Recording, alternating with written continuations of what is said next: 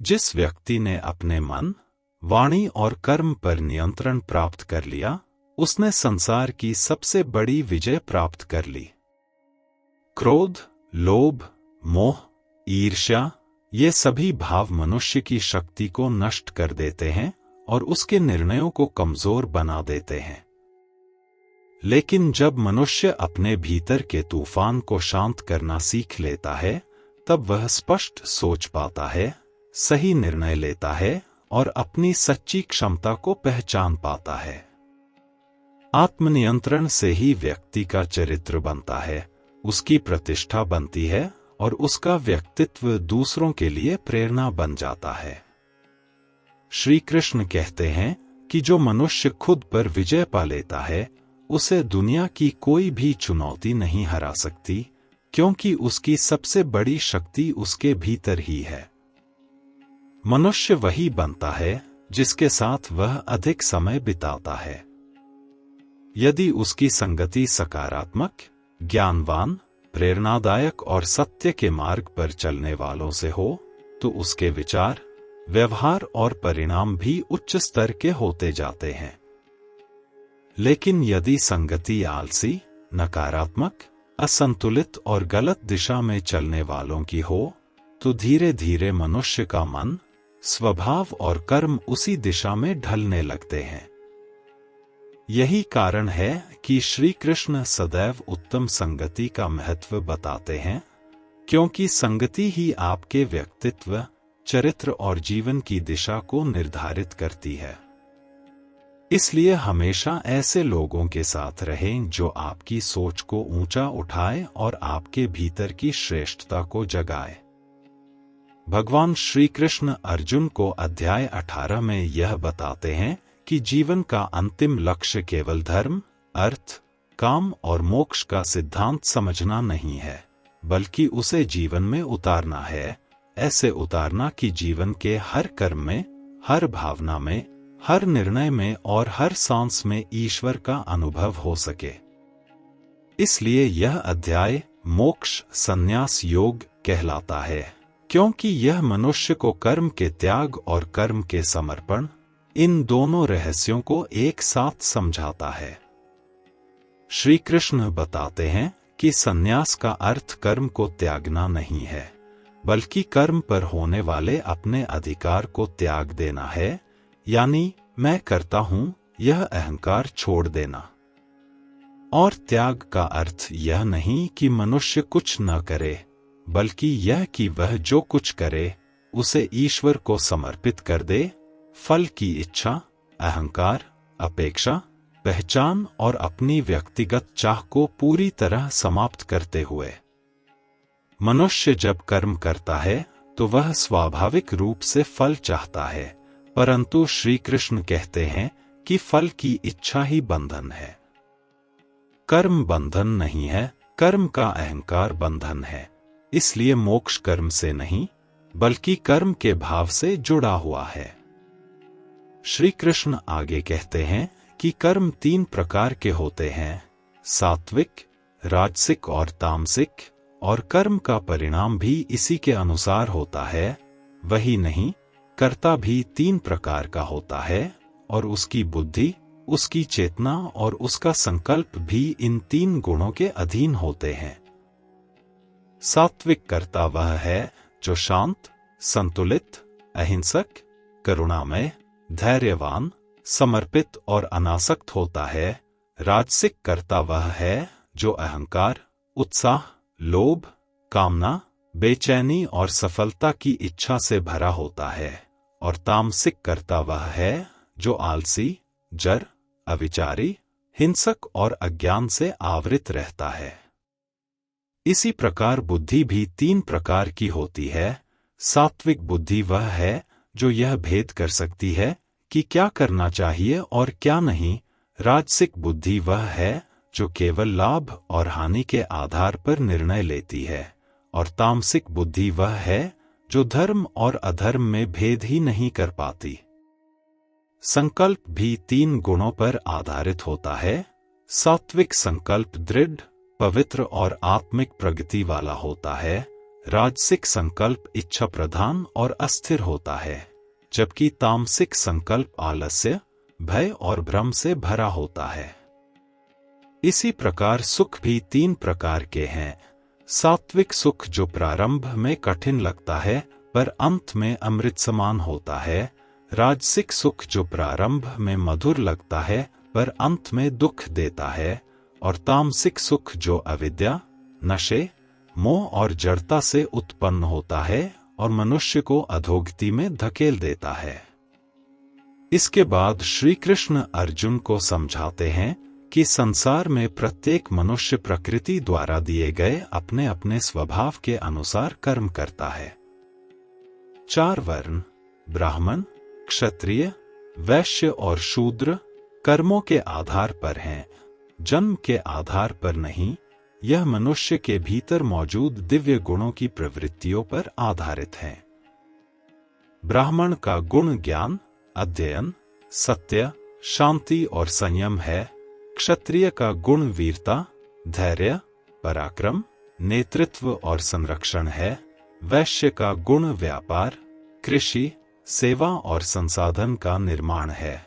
और शूद्र का गुण सेवा, श्रम, सहयोग, कौशल और परिश्रम है। श्री कृष्ण कहते हैं कि कोई कर्म छोटा या बड़ा नहीं है। छोटा वह है जो स्वभाव के विपरीत हो और बड़ा वह है जो स्वभाव के अनुरूप हो। मनुष्य यदि अपने स्वभाव के अनुसार कर्म करे तो वह न केवल सुखी होता है बल्कि मुक्त भी होता है, क्योंकि जब स्वभाव और कर्म एक हो जाते हैं तब मनुष्य के जीवन में तनाव, भ्रम और टकराव समाप्त हो जाते हैं। इसलिए श्री कृष्ण अर्जुन से कहते हैं कि क्षत्रिय धर्म करते हुए युद्ध करना पाप नहीं बल्कि कर्तव्य है, और कर्तव्य पालन में मृत्यु भी श्रेष्ठ है, जबकि पराय धर्म को अपनाना भय का कारण बनता है। अंत में श्री कृष्ण अर्जुन को बताते हैं कि मोक्ष का मार्ग केवल ज्ञान से नहीं, केवल कर्म से नहीं, केवल भक्ति से नहीं, बल्कि इन तीनों के समन्वय से खुलता है। ज्ञान मन को प्रकाश देता है, कर्म मन को शुद्ध करता है और भक्ति मन को ईश्वर में विलीन कर देती है। इसलिए सर्वोच्च मार्ग यह है कि मनुष्य अपने सभी कर्मों को पूर्ण समर्पण से ईश्वर को अर्पित कर दे, अहंकार को पूरी तरह समाप्त कर दे और केवल ईश्वर पर आश्रित हो जाए। जब मनुष्य यह पहचान लेता है कि वह कर्ता नहीं, केवल एक उपकरण है, और जब वह स्वयं को पूर्ण विश्वास से भगवान को सौंप देता है, तब उसके सभी पाप, मोह, भय, भ्रम, दुख, असफलताएं और सीमाएं नष्ट हो जाती हैं। श्री कृष्ण अर्जुन को अंतिम बार आदेश देते हैं, सर्वधर्मान् परित्यज्य मामेकं शरणं व्रज, यानी सभी कर्तव्यों से भी ऊपर उठकर केवल मेरी शरण में आओ, क्योंकि मैं तुम्हें सभी पापों से मुक्त कर दूंगा। अर्जुन अंततः मोहितावस्था से बाहर आता है और कहता है कि उसकी स्मृति लौट आई है, वह भ्रममुक्त हो गया है और वह वही करेगा जो भगवान ने कहा है। इसी के साथ जीवन का महानतम संदेश पूर्ण होता है कि जब मनुष्य आत्मसमर्पण कर देता है तब मोक्ष दूर नहीं बल्कि यहीं इसी क्षण प्राप्त हो जाता है। जब भगवान श्री कृष्ण अर्जुन से कहते हैं कि जिसने मन को जीत लिया उसके लिए संसार स्वयं ही वश में हो जाता है, तो यह कोई साधारण कथन नहीं है, यह जीवन का अंतिम सत्य है। यह वह आधार है जिस पर पूरा मानव जीवन खड़ा है। यह वह मूल तत्व है जो मनुष्य को उसके लक्ष्य, उसके धर्म, उसके कर्म, उसके निर्णय और उसकी संपूर्ण चेतना का मार्ग दिखाता है। मन की स्थिरता का अर्थ केवल यह नहीं कि आप शांत बैठे रहें, बल्कि इसका अर्थ है अपने भीतर ऐसा संतुलन विकसित करना जो किसी भी परिस्थिति, किसी भी परिवर्तन, किसी भी भय, किसी भी हानि, किसी भी भ्रम या किसी भी बाहरी उथल-पुथल से प्रभावित न हो। मन की स्थिरता वह शक्ति है जो मनुष्य को तूफानों के बीच टिके रहने की क्षमता देती है, वह शक्ति जो मनुष्य को कठिन से कठिन निर्णयों के समय भी स्पष्ट दृष्टि प्रदान करती है, वह शक्ति जो सुख और दुख दोनों में समान भाव बनाए रखती है, वह शक्ति जो जीवन की हर परीक्षा में आपके भीतर स्थित प्रकाश को उजागर करती है। मन अस्थिर क्यों होता है? क्योंकि मनुष्य बाहर की दुनिया से अपनी पहचान जोड़ लेता है। कभी प्रशंसा मिले तो मन उड़ने लगता है और आलोचना मिले तो वही मन बोझिल हो जाता है। कभी धन बढ़े तो मन प्रसन्न हो जाता है और धन घटे तो वही मन चिंता से भर जाता है।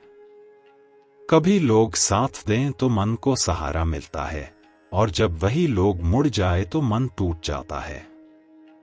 मनुष्य अपने विचारों को, अपनी भावनाओं को, अपने अनुभवों को अपनी वास्तविक पहचान समझ बैठता है और यही भ्रम अशांति का कारण बनता है। लेकिन स्थिर मन वह है जो स्वयं को इन सब से अलग पहचानता है। स्थिर मन जानता है कि विचार आते जाते रहते हैं, भावनाएं उठती गिरती रहती हैं, परिस्थितियां बदलती रहती हैं, लोग आते जाते रहते हैं, धन संपत्ति अस्थिर है, प्रसिद्धि क्षणभंगुर है, लेकिन मैं, मेरा आत्मस्वरूप, मेरा चैतन्य स्थिर है, अडिग है, शांत है, विस्तृत है। जब यह समझ गहराई तक उतर जाती है कि मैं अपने मन नहीं हूं, मैं अपने विचार नहीं हूं, मैं अपने दुख या सुख नहीं हूं, मैं उस चेतना का अंश हूं जो सब परिस्थितियों से परे है, तब मन में एक गहरा संतुलन जन्म लेता है। यह संतुलन हमारे जीवन के हर पहलू में दिखाई देता है, जीवन के निर्णयों में, संबंधों में, करियर में, आध्यात्मिकता में, लक्ष्य की ओर बढ़ने में और सबसे अधिक कठिन समय में। कई लोग सोचते हैं कि कठिन परिस्थितियां मन को तोड़ देती हैं, लेकिन सत्य यह है कि कठिन परिस्थितियां मन को तोड़ती नहीं। मन तभी टूटता है जब वह अस्थिर हो, जब वह बाहरी परिस्थितियों से अपनी पहचान जोड़ ले, जब वह छोटी छोटी बातों से विचलित हो जाए। स्थिर मन वाला व्यक्ति कठिन समय में भी शांत रहता है। वह परिस्थितियों को बदलने का प्रयास करता है, लेकिन गुस्से, भय या बेचैनी के साथ नहीं, संतुलन, धैर्य और बुद्धि के साथ। वह समझता है कि हर कठिनाई अस्थायी है, हर समस्या का समाधान है, हर रात के बाद सुबह है। वह समस्याओं को बोझ नहीं, बल्कि सीढ़ियां देखता है। यही कारण है कि जिनका मन स्थिर होता है, वे जीवन में बड़े निर्णय आसानी से ले लेते हैं, क्योंकि उनका मन शोर नहीं करता, मन चुप होता है, शांत होता है, और शांत मन में ही बुद्धि की आवाज सुनी जा सकती है। स्थिर मन व्यक्ति को स्थित प्रज्ञ बनाता है, जैसा गीता में बताया गया है। ऐसा व्यक्ति न किसी के अत्यधिक प्रेम में बहता है, न किसी के व्यवहार से टूटता है। वह लोगों की प्रशंसा को भी संतुलन से लेता है और आलोचना को भी। वह न अति उत्साह में गलती करता है, न निराशा में हार मानता है। उसकी स्थिति वैसी ही होती है जैसे समुद्र की, जिसमें नदियां निरंतर गिरती रहती हैं, फिर भी वह न बढ़ता है न घटता है, हमेशा अपने स्वरूप में स्थित रहता है। स्थिर मन सफलता का भी आधार है। जब मन अस्थिर हो तो व्यक्ति निर्णय बदलता रहता है, लक्ष्य छोड़ देता है, काम अधूरा छोड़ देता है, भावनाओं में फंसकर अपनी ऊर्जा खो देता है। लेकिन जब मन स्थिर हो तो व्यक्ति एक एक कदम बिना रुके चलता रहता है, बिना विचलित हुए। वह जानता है कि सफलता जल्दी नहीं आती, लेकिन स्थिर मन वाला इंसान जल्दी थकता भी नहीं। वह जानता है कि यदि रास्ता कठिन है तो इसका अर्थ है कि लक्ष्य मूल्यवान है। मन की स्थिरता के लिए सबसे आवश्यक है स्वयं को जानना। जब तक मनुष्य स्वयं को केवल शरीर, केवल नाम, केवल पद, केवल संबंधों या केवल उपलब्धियों के रूप में देखता है, तब तक उसका मन हमेशा डगमगाता रहेगा। लेकिन जैसे ही व्यक्ति यह जान लेता है कि मैं इन सब से अलग हूं, कि मेरा अस्तित्व परिस्थितियों से परे है, तब उसके भीतर एक ऐसा आत्मविश्वास जन्म लेता है जो किसी बाहरी सहारे पर निर्भर नहीं करता। यह आत्मविश्वास शांत होता है, स्थिर होता है, गहरा होता है। मन की स्थिरता का एक और महत्वपूर्ण पहलू है असंगता, डिटैचमेंट। असंगता का अर्थ त्याग नहीं है, बल्कि यह समझ है कि मैं किसी चीज का मालिक नहीं हूं, मैं केवल उपयोग करता हूं। जब व्यक्ति यह समझता है कि धन, संबंध, शरीर, पद, सफलता ऑल आर टेम्पररी, तभी वह उनसे जुड़ा हुआ भी रहता है, लेकिन उलझा हुआ नहीं रहता। वह प्रेम करता है, लेकिन स्वामित्व की भावना से नहीं। वह कर्म करता है, लेकिन फल की चिंता से नहीं। वह दुनिया में रहता है, लेकिन दुनिया उसे बांध नहीं पाती। स्थिर मन वाला व्यक्ति हर स्थिति में समाधान खोजता है। वह भागता नहीं, वह डरता नहीं, वह दूसरों को दोष नहीं देता। वह समझता है कि हर समस्या कहीं न कहीं हमारी ही किसी कमी, किसी निर्णय, किसी कर्म, किसी अपेक्षा या किसी भ्रम से उत्पन्न होती है। और जब मन स्थिर होता है, तो व्यक्ति समस्याओं का सामना करना सीखता है, उनसे भागना नहीं। मन की स्थिरता प्रेम में भी आवश्यक है। अस्थिर मन संबंधों में संदेह करता है, कल्पनाएं बनाता है, शिकायतें करता है, तुलना करता है। स्थिर मन प्रेम को समझता है, समर्पण, भरोसा और सम्मान के साथ। ऐसा मन प्रेम को बोझ नहीं, बल्कि आनंद का स्रोत बनाता है। स्थिर मन व्यक्ति को समझदार बनाता है, और समझ ही वह शक्ति है जो मनुष्य को ऊंचा उठाती है। समझ वह है जो क्रोध को शांत करती है, अहंकार को गलाती है, भय को पिघलाती है और भ्रम को दूर करती है। समझ वह है जो व्यक्ति को अपनी कमियां देखने में सक्षम बनाती है। मन की स्थिरता शिक्षा नहीं, अभ्यास से मिलती है।